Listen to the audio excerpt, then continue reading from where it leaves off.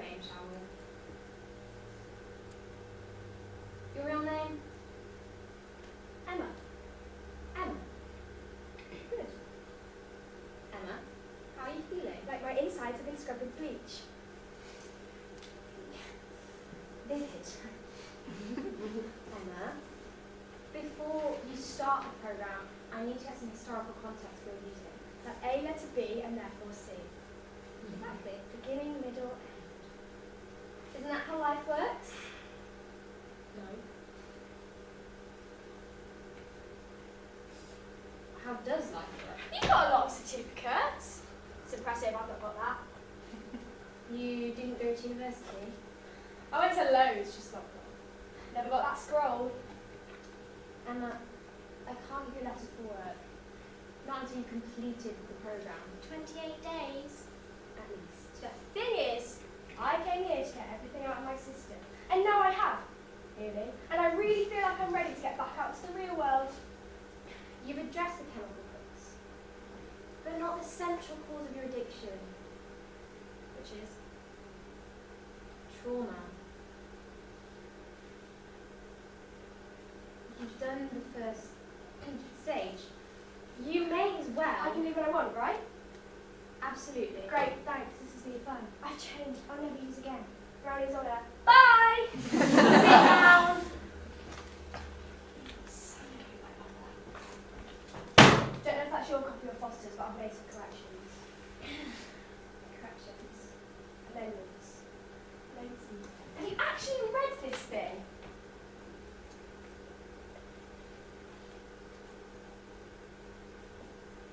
The programme works for lots of people. Except you don't know that. No one knows that.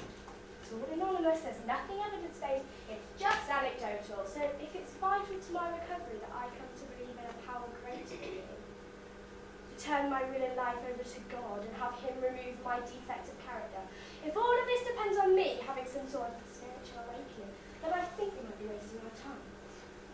You're not. I think we might be. You're worried about the steps. I'm worried that a trained medical professional with this many certificates can also wear a crucifix.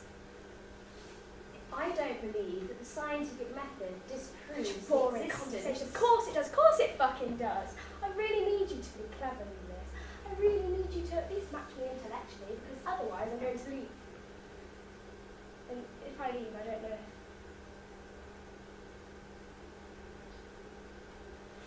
I'm not powerless.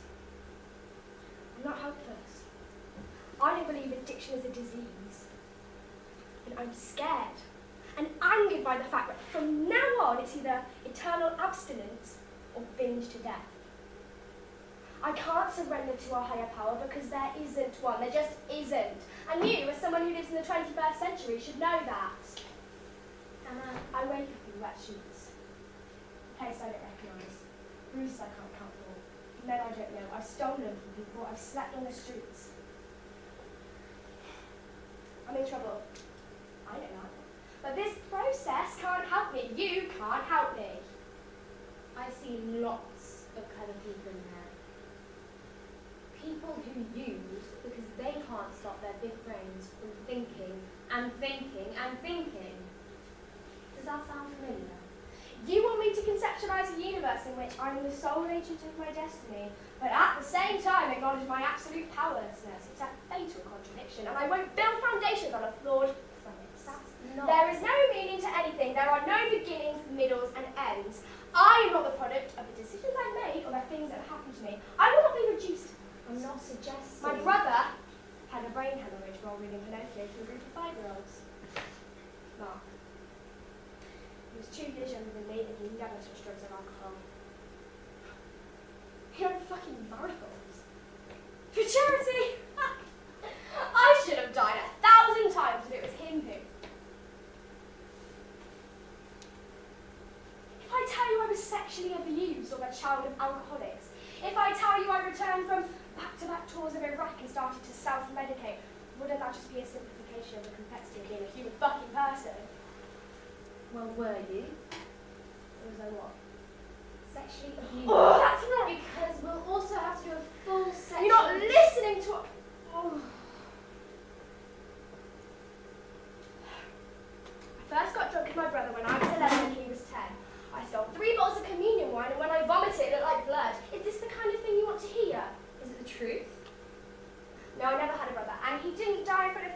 died in his car. Or he was stillborn, maybe. Or he grew up and died of old age. Do you lie to protect yourself or your addiction? It's not lying, it's admitting there's no truth to begin with. Have you read Foucault? Not lately. Derrida, Baudrillard, Barthes. You're an addict because of postmodernism. I can't base my survival on slogans and abstractions and figures. I'm not someone that could do Pilates on a beach and mistake relaxation for spirituality. I spent a year in the Far East, but I didn't find enlightenment. I found slums and sex tourism. I chose this place because it's ugly and grey in the middle of a car park. I can sit and watch the traffic and homeless people and remind myself that the world is purposeless chaos. I need something definitive. I need to be fixed. It doesn't work like that. It's a long-term and daily... I don't do long-term. You're going to learn. Because the strategies you've been using haven't been working. You think you've figured it all out? Great. You're still dying. Intellectually, inferior as I may be, I'm trying to save your life. Now sit down. The 12 steps outline the program for its earliest members, and yes, they were about accepting God, but here we use a modified version with religiously neutral wording.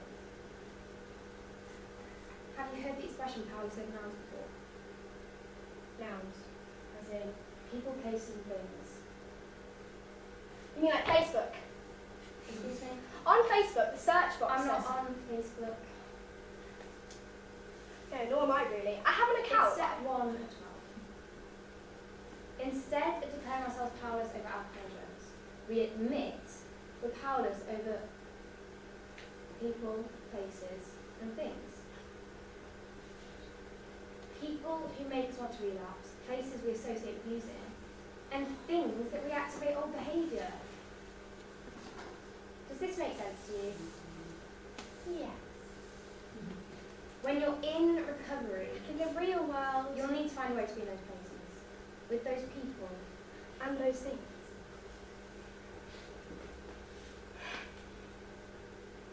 I find reality pretty difficult. I find the business of getting out of bed and getting on with the day really hard. I find picking up my phone to be a mammoth fucking struggle.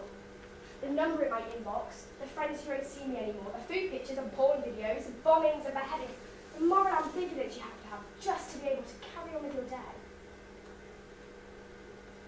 I find the knowledge that we're all just atoms and one day we'll stop and be dirt in the ground. I find that overwhelmingly disappointing. And I wish I could feel otherwise. I wish I could feel like you, or my mother, to feel that some things are predetermined and meaningful, and that we're somewhere on the track between the start and finish lines, but I can't because I care about what's actually true. What's actually verifiably true. You're able to forfeit rationality for a comforting untruth, so how are you supposed to help me? You're looking at the world through such a tight filter. You're barely living in it. You're barely alive. You talk about your mother a lot. Drugs and alcohol have never let me down. They've always loved me. There are substances I can put into my bloodstream that make the world perfect.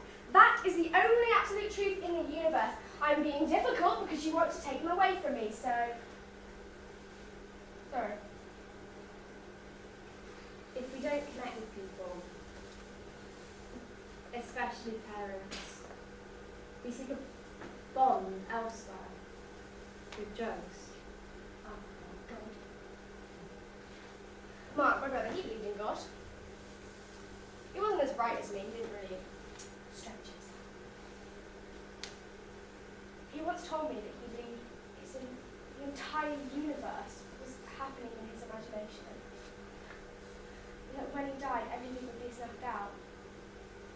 But then he died and everything carried on, so that's the hypothesis is proved.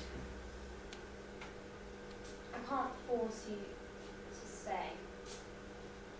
And I can't force you to be truthful. But I can tell you that the program only works if you're honest. With yourself, with me, with others. Denial. Denial is what kills you. I'm not good in groups. I believe that. You've already come so far. Emma, don't let that be for nothing. I want you to see how the program works in practice. Meet the group. Oh, and my colleague Lydia. Who's Lydia?